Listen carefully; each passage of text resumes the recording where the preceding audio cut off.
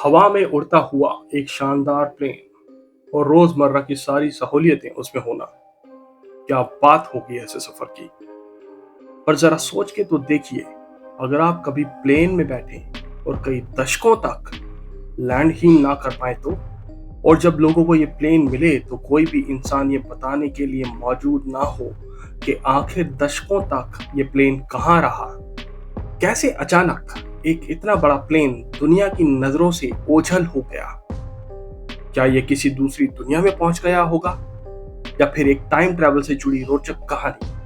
आज हम बात करेंगे एक ऐसे ही दिलचस्प मगर रोंगटे खड़ी कर देने वाली एक सच्चाई की, जो है फ्लाइट सैन डिएगो के बारे में, जो अपने निर्धारित समय से उड़ा तो सही पर 33 साल तक लैंड ही नहीं कर पाया। और जब लैंड किया तो उस प्लेन में सारे यात्री कंकालों में बदल चुके थे।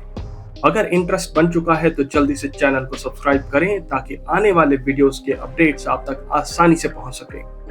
नमस्कार दोस्तों, मैं हूं दिवेश, टीम फैक्ट्स बराबर से, और हाजिर हूं एक और नए इंटरेस्टिंग वीडियो के साथ। दोस्तों, प्लेन का सफर कहने को काफी मजेदार और रोमांचक होता है, पर हवा में अगर छोटी सी भी चूक हो जाती है तो आपका बचना लगभग ना के बराबर ही हो जाता है। लेकिन आज की कहानी आपको पूरी तरह से सोचने पर मजबूर कर देगी कि आखिर ये सब हुआ कैसे।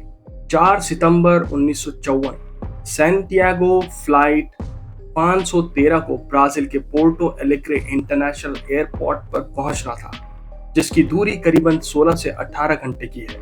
इस फ्लाइट के 77 यात्री और 4 क्रू मेंबर्स पूरी तरह से तैयार थे, क्योंकि ये फ्लाइट जर्मनी से अपने देश ब्राजील वापस आ रही थी।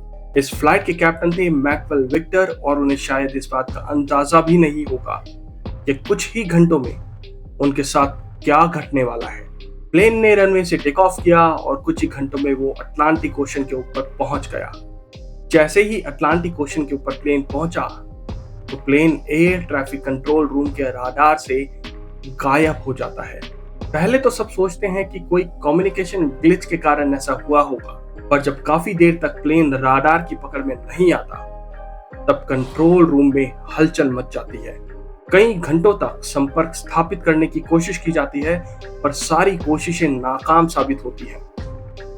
एक इमरजेंसी मीटिंग बुलाई जाती है, जिसमें ब्राजील और जर्मनी के काफी बड़े अफसर भी शामिल थे, पर कोई नतीजा नहीं निकलता। हर कोई इस बात पर हैरान था कि आखिर इतना बड़ा प्लेन हवा में कैसे गायब हो सकता है। एक टीम बनाई जाती है और उसे प्लेन की आखिरी लोकेशन पर सेंड कर दिया जाता है। कयास लगाए जा रहे थे कि फ्लाइट शायद क्रैश हो चुकी होगी, मगर जब खोजकर्ताओं की टीम अटलांटिक महासागर पहुंची तो उन्हें वहां कोई भी क्रैश हुए प्लेन का मलबा नहीं मिला। इस प्लेन की तलाश कम से कम 2 साल तक चलाई गई और आखिरकार इसको बंद कर दिया गया। ठीक 33 साल बाद अब बारी थी 12 अक्टूबर 1989 की। एक अज्ञात एरोप्लेन ब्राजील के पोर्टो एलेग्रे इंटरनेशनल एयरपोर्ट की ओर तेजी से बढ़ता हुआ जा रहा था। एटीसी में काम कर रहे कर्मचारियों को प्लेन की सूचना मिलती है और प्लेन से संपर्क साधने की कोशिश की जाती है, मगर प्लेन की तरफ से कोई जवाब नहीं मिलता और प्लेन लगातार तेज गति से एयरपोर्ट रनवे की तरफ बढ़ता जा रहा था। स्थिति को आपातकालीन समझते हुए रनवे को पूरी तरह से खाली करा दिया जाता है। कुछ ही मिनटों बाद वो प्लेन सुरक्षित रनवे पर लैंड कर जाता है। एयर ट्रैफिक कंट्रोल के ऑफिशियल्स और गार्ड्स तुरंत प्लेन के पास पहुंचते हैं, पर जैसे ही वो प्लेन को देखते हैं उन सबके होश उड़ जाते हैं, क्योंकि वो अज्ञात प्लेन वही खो चुका प्लेन था जो कि 33 सालों से गायब था। 33 सालों से खोने के बावजूद प्लेन बिल्कुल नई और अच्छी कंडीशन में था। पहले तो किसी को कुछ समझ नहीं आया, फिर आखिरकार उन्होंने प्लेन में एंट्री की और जो उन्हें देखने को मिला वो उनके लिए एक भयानक सपने से कम नहीं था। पूरा प्लेन कंकालों से भरा पड़ा था। हर एक यात्री कंकाल में बदल चुका था। जल्दी से जब कर्मचारियों ने कॉकपिट का दरवाजा खोला तो वो जानना चाहते थे कि प्लेन आखिरकार उड़ा कौन रहा है, पर अभी उन्हें उनके जीवन का सबसे बड़ा अचंभा देखना था। प्लेन के कंट्रोल उसी फ्लाइट के कप्तान मैकवेल विक्टर के हाथों में था और उनका पूरा शरीर भी कंकाल बन चुका था। पर अगर कप्तान भी कंकाल में बदल चुका था तो आखिरकार ये फ्लाइट किसने लैंड कराई? 33 साल पुराना प्लेन अचानक कैसे वापस आया?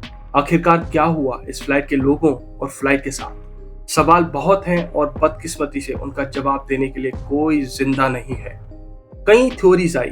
किसी ने बोला कि ये प्लेन टाइम ट्रैवल का शिकार हुआ, किसी ने बोला बरमूडा ट्रायंगल का शिकार हुआ, कोई बोला कि ये शायद ब्लैक होल में चला गया, और यहां तक कि एलियंस को इसका कारण माना गया। पर किसी भी थ्योरी का साबित होना लगभग नामुमकिन ही था। कितने ही सवाल आज भी मौजूद हैं, पर क्या कभी उनके जवाब हमें मिल पाएंगे? शायद कभी नहीं। आज का वीडियो यहीं एंड करेंगे। अगर वीडियो अच्छा लगा हो तो लाइक करें। फिर मिलेंगे जल्दी ही एक और नए वीडियो के साथ। तब तक के लिए अलविदा।